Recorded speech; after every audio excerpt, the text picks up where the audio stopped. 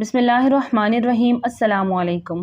حضرت شاہ عبدالعزیز دہلوی رحمۃ اللہ علیہ کے زمانے میں ایک ہندو پنڈت نے اعلان کیا کہ ہندو مذہب سچا مذہب ہے اور اسلام جھوٹا مذہب ہے، اور دلیل اس نے یہ پیش کی کہ ہمارا فلاں مندر جو 2000 سال سے بنا ہوا ہے آج تک بالکل صحیح سالم ہے، اس کی دیواریں، کھڑکیاں، دروازے، غرض سب کچھ ویسے کا ویسا ہے، آج تک اپنی اصلی حالت میں موجود ہے، جبکہ مسلمانوں کی مساجد ایک سال بھی نہیں گزرتا کہ رنگ روغن، در و دیوار، دروازے، کھڑکیاں سب کچھ خراب ہونا شروع ہو جاتے ہیں۔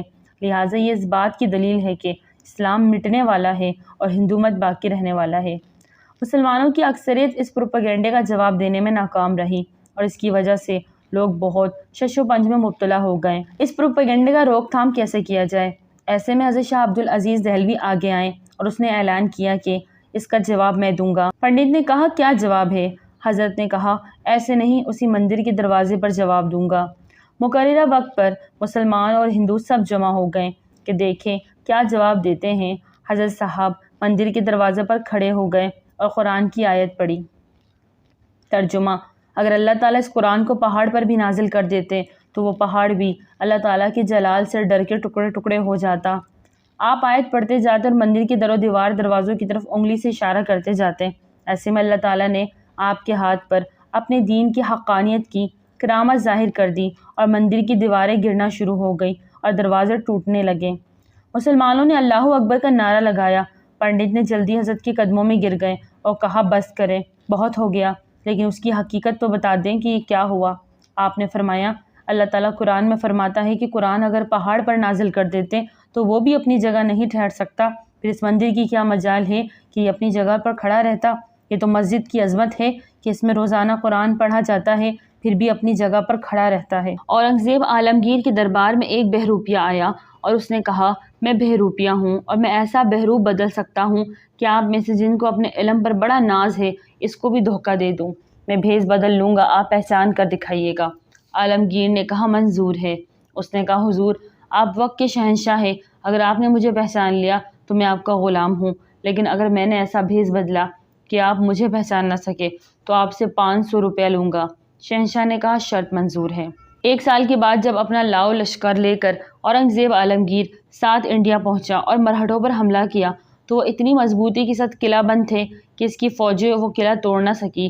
لوگوں نے کہا، یہاں ایک درویش ولی اللہ رہتے ہیں، ان کی خدمت میں حاضر ہو۔ شہنشاہ پریشان تھا، بیچارہ بھاگا بھاگا درویش کے پاس پہنچا، سلام کیا اور کہا، اب ہماری مدد کریں، میں کل سے اس قلعے پر حملہ کرنا چاہتا ہوں۔ تو فقیر نے فرمایا، نہیں، کل مت کریں، پرسوں کریں۔ اور پرسوں نماز ظہر کے بعد اورنگزیب نے کہا، جی بہت اچھا۔ چنانچہ اس نے بعد نماز ظہر کی جو حملہ کیا وہ ایسا زور آور، ایسے جذبے سے کیا کہ قلعہ ٹوٹ گیا اور فتح حاصل ہو گئی۔ مفتو سارے پاؤں پڑ گئے۔ بادشاہ سیدھا درویش کی خدمت میں حاضر ہوا، حضور یہ سب آپ ہی کی بدولت ہوا۔ اس فقیر نے کہا، نہیں، جو کچھ کیا اللہ ہی نے کیا ہے۔ اورنگزیب نے کہا کہ آپ کی خدمت میں 2 بڑے بڑے قصبے دیتا ہوں اور آئندہ 5-7 پشتوں کے لیے ہر طرح کی معافی ہے۔ اس نے کہا، بابا یہ ہماری کس کام کی ہے ساری چیزیں، ہم تو فقیر لوگ ہیں، تیری بڑی مہربانی۔ اورنگزیب نے بڑا زور لگایا لیکن وہ نہیں مانا اور بادشاہ مایوس ہو کے واپس آ گیا۔ اورنگزیب اپنے تخت پر آ کر بیٹھ گیا۔ وہ ایک فرمان جاری کر رہا تھا کہ عین اسی وقت وہ فقیر آیا تو شہنشاہ نے کہا، حضور آپ یہاں کیوں تشریف لائیں؟ مجھے حکم دیتے، آپ کی خدمت میں حاضر ہوتا۔ کندن نے کہا، نہیں شہنشاہ معظم، اب یہ ہمارا فرض تھا کہ ہم آپ کی خدمت میں حاضر ہوتے۔ جناب عالی، میں کندن بہروپیہ ہوں، میرے 500 روپے مجھے عنایت فرمائیے۔ اس نے کہا، تم وہ ہو؟ کندن نے کہا، ہاں وہی ہوں جو آج سے 1.5 برس پہلے آپ سے وعدہ کر کے گیا تھا۔ کہ اورنگزیب نے کہا، مجھے 500 روپے دینے میں کوئی اعتراض نہیں، لیکن میں آپ سے یہ پوچھتا ہوں کہ جب میں نے آپ کے نام اتنی زمینیں دینی چاہی اور 7 پشتوں تک ایک خاص رعایت دی کہ میری ملکیت میں جہاں چاہے جس طرح چاہے رہے، آپ نے اس وقت کیوں انکار کر دیا؟ یہ 500 روپے تو کچھ بھی نہیں۔ اس نے کہا، حضور بات یہ ہے کہ جن کا روپ دھارا تھا ہم جھوٹے لوگ ہیں، یہ میں نہیں کر سکتا کہ روپ سچوں کا دھاروں اور پھر بے ایمانی کروں، کیونکہ یہ بہت بڑی منافقت ہے۔ خلیفہ ہارون رشید بھیس بدل کر اپنی رعایا کی خبر گیری کیا کرتا تھا۔ ایک بار اس نے دریا کے کنارے ایک شخص کو دیکھا جو جال پھینکے مچھلیاں پکڑ رہا تھا۔ خلیفہ نے اس سے پوچھا کہ کوئی مچھلی پکڑی؟ اس نے کہا، ابھی تک کوئی نہیں۔ خلیفہ نے پوچھا کوئی امید ہے؟ وہ کہنے لگا شام تک 3 مچھلیاں پکڑ لوں گا۔ وہ کیسے؟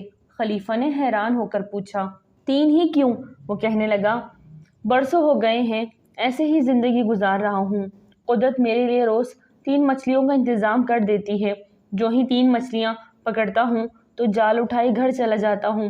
خلیفہ کو اس کی باتوں میں دلچسپی پیدا ہو گئی۔ پوچھا 3 مچھلیوں کا کیا کرتے ہو؟ اس نے کہا ایک گھر میں پکا لیتا ہوں، باقی 2 بیچ کے ضرورت زندگی پوری کرتا ہوں۔ خلیفہ نے کچھ دیر سوچ کر کہا مجھے اپنا حصے دار بنا لو، ہم اکٹھے یہ کام کرتے ہیں۔ مچھیرے نے کہا مجھے اس کی کیا ضرورت، مجھے جو چاہیے مجھے روز مل جاتا ہے۔ کافی تکرار سے خلیفہ نے اسے راضی کر لیا۔ روزانہ کی 3 مچھلیوں میں میرا کوئی حصہ نہ ہوگا، اس کے علاوہ جو مچھلیاں پکڑو گے اس میں میرا چوتھا اور 3 حصے تمہارے۔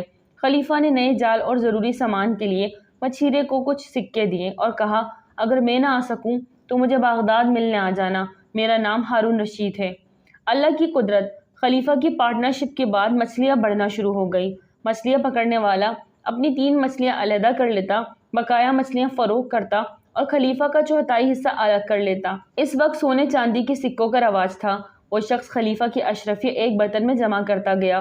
کافی عرصہ گزر گیا تو وہ فکر مند ہوا کہ کیا انسان ہے کہ میرے ساتھ کاروبار کرنے کے بعد پلٹ کر واپس نہیں آیا۔ آخر ایک دن اس نے اشرفیوں کا برتن اٹھایا اور بغداد جا پہنچا۔ لوگوں سے ہارون رشید کا پوچھتا ہوا محل تک جا پہنچا۔ سیکیورٹی والوں کو ہدایت تھی کہ جو بھی خلیفہ سے ملنا چاہتا ہے اسے ملوایا جاتا تھا۔ مچھیرا تو خلیفہ کی شان و شوکت اور عظیم و شان دربار دیکھ کر حیران ہو گیا۔ خلیفہ نے اسے پہچان لیا، محبت سے اپنے پاس بٹھایا اور پوچھا کیسے آنا ہوا؟ اس نے جھجکتے ہوئے بتایا کہ آپ کے حصے کا منافع لے کر آیا ہوں۔ خلیفہ بہت خوش ہوا، اس نے اپنا حصہ بھی اسے انعام دیا، اس کے ساتھ ساتھ بہت سے تحفے تحائف بھی دیے اور کہا جب تمہاری بات سنی تو محسوس ہوا کہ قدرت نے تمہاری قسمت میں روز کی 3 مچھلیاں لکھی ہیں اور تم قناعت پسند بھی تھے۔ قدرت نے مجھے بے شمار دولت سے نوازا ہے، میں نے تیرے ساتھ کاروبار میں قسمت کا اشراک کیا تھا، جو برکت آئی وہ مشترکہ قسمت کا نتیجہ ہے۔ ناظرین ویڈیو اچھی لگی تو لائک کریں، چینل کو سبسکرائب کریں اور دعاؤں میں یاد رکھیں۔ السلام علیکم۔